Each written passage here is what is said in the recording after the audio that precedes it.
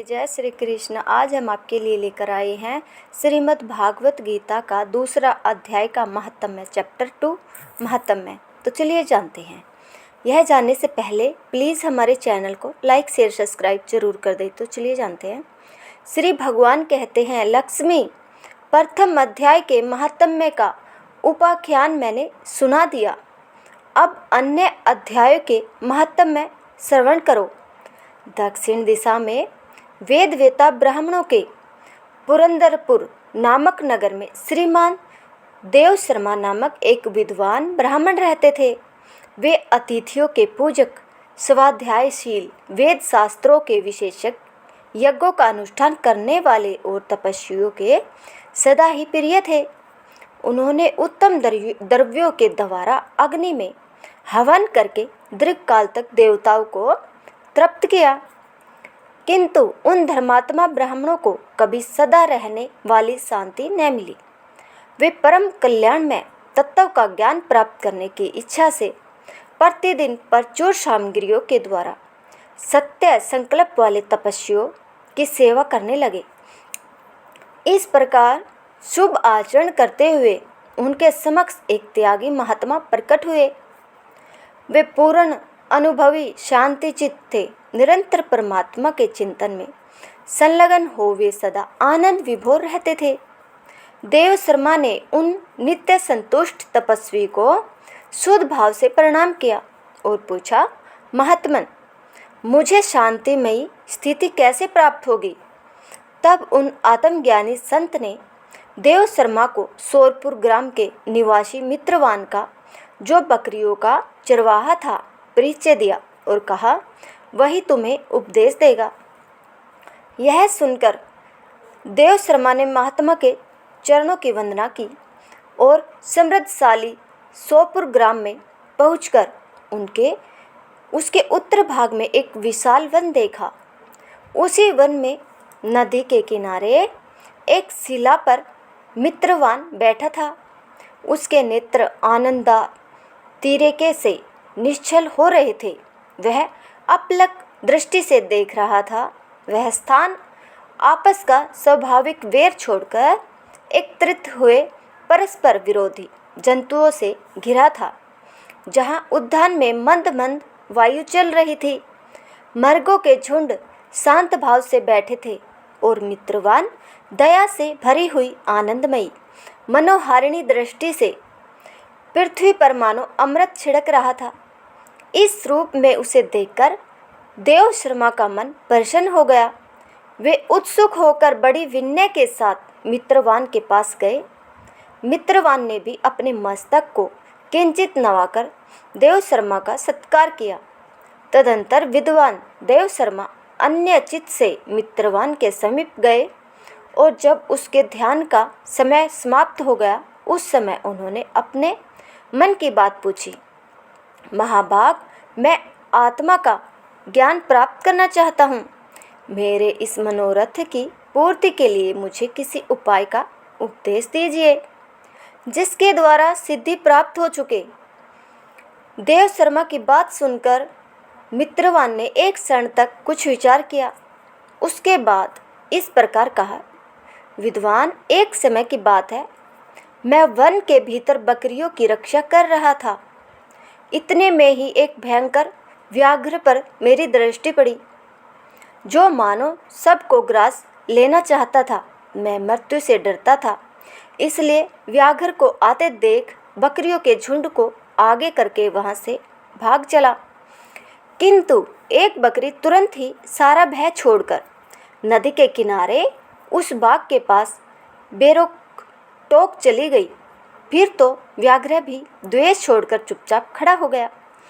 उसे इस अवस्था में देखकर बकरी बोली, व्याघ्र, तुम्हें तो अभिष्ट भोजन प्राप्त हुआ है। मेरे शरीर से मांस निकालकर प्रेम पूर्वक खाओ। तुम इतनी देर से खड़े क्यों हो? तुम्हारे मन में मुझे खाने का विचार क्यों नहीं आ रहा है? व्याघ्र बोला, बकरी, इस स्थान पर आते ही मेरे मन से द्वेष का भाव निकल गया।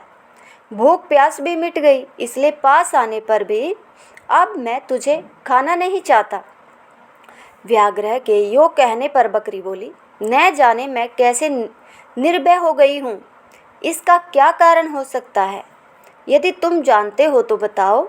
यह सुनकर व्याघ्र ने कहा, मैं भी नहीं जानता, चलो सामने खड़े हुए इस महापुरुष से पूछे। ऐसा निश्चय करके वे दोनों वहाँ से चल दिए। उन दोनों के स्वभाव में यह विचित्र परिवर्तन देखकर मैं बहुत विस्मय में पड़ा था। इतने में उन्होंने मुझसे ही आकर प्रश्न किया। वहाँ वृक्ष की शाखा पर एक वानर राज था। उन दोनों साथ में भी वानर राज से पूछा। विप्र, मेरे पूछने पर वानर राज ने आदरपूर्वक कहा, अजापाल सुनो, इस विषय में मैं तुम्हें प्राचीन वृत्तांत सुनाता हूँ। यह सामने वन के भीतर जो बहुत बड़ा मंदिर है, उसकी ओर देखो। इसमें ब्रह्मा जी का स्थापित किया हुआ एक शिवलिंग है। पूर्व काल में यहाँ सुकर्मा नामक एक बुद्धिमान महात्मा रहते थे, जो तपस्या में संलग्न होकर इस मंदिर में उपासना करते थे। वे वन में से फूलों का संग्रह कर लाते और नदी के जल से पूजनीय भगवान शंकर को स्नान कराकर उन्हीं से उनकी पूजा किया करते थे। इस प्रकार आराधना का कार्य करते हुए सुकर्मा यहाँ निवास करते थे। बहुत समय के बाद उनके समीप किसी अतिथि का आगमन हुआ। सुकर्मा ने भोजन के लिए फल लाकर अतिथि को अर्पण किया और कहा, विद्वान, मैं केवल तत्व ज्ञान के इच्छा से भगवान शंकर की आराधना करता हूँ। आज इस आराधना का फल परिपक्व होकर मुझे मिल गया, क्योंकि इस समय आप जैसे महापुरुष ने मुझ पर अनुग्रह किया है। सुकर्मा के ये मधुर वचन सुनकर तपस्या के धनी महात्मा अतिथि को बड़ी प्रसन्नता हुई। उन्होंने एक विशाल शिलाखंड पर गीता का दूसरा अध्याय लिख दिया और ब्राह्मण को उसके पाठ और अभ्यास के लिए आज्ञा देते हुए कहा, ब्राह्मण, इससे तुम्हारा आत्मज्ञान संबंधी मनोरथ अपने आप सफल हो जाएगा। यह कहकर वे विद्वान तपस्वी सुकर्मा के सामने ही उनके देखते देखते अंतर्ध्यान हो गए। सुकर्मा विस्मित होकर उनके आदेश के अनुसार निरंतर गीता के द्वितीय अध्याय का अभ्यास करने लगे। तदंतर दीर्घकाल के पश्चात अंतःकरण शुद्ध होकर उन्हें आत्मज्ञान की प्राप्ति हुई। फिर वे जहाँ जहाँ गए वहाँ का तपोवन शांत हो गया। उनमें शीत, उष्ण और राग द्वेष आदि की बाधाएं दूर हो गई। इतना ही नहीं, उन स्थानों में भूख प्यास का कष्ट भी जाता रहा तथा भय का सर्वथा अभाव हो गया।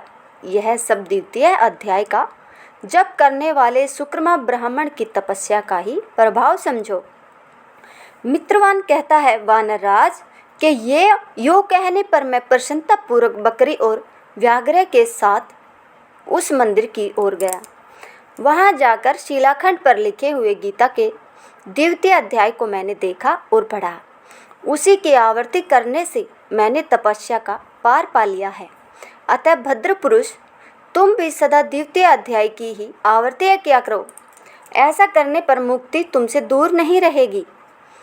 श्री भगवान कहते हैं, प्रिय मित्रवान के इस प्रकार आदेश देने पर देव शर्मा ने उसका पूजन किया और उसे प्रणाम करके पुरंदरपुर की राह ली। वहाँ किसी देवालय में पूर्ववक्त आत्मज्ञानी महात्मा को पाकर उन्होंने यह सारा वृत्तांत निवेदन किया और सबसे पहले उन्हीं से द्वितीय अध्याय को पढ़ा। उनसे उपदेश पाकर शुद्ध अंतकरण वाले देव शर्मा प्रतिदिन बड़ी श्रद्धा के साथ द्वितीय अध्याय का पाठ करने लगे। तब से उन्होंने अनवद परम पद को प्राप्त कर लिया। लक्ष्मी यह द्वितीय अध्याय का उपाख्यान कहा गया है। अगर आपको हमारी यह कथा पसंद आई हो तो प्लीज़ हमारे चैनल को लाइक, शेयर, सब्सक्राइब करना ना भूलें। धन्यवाद।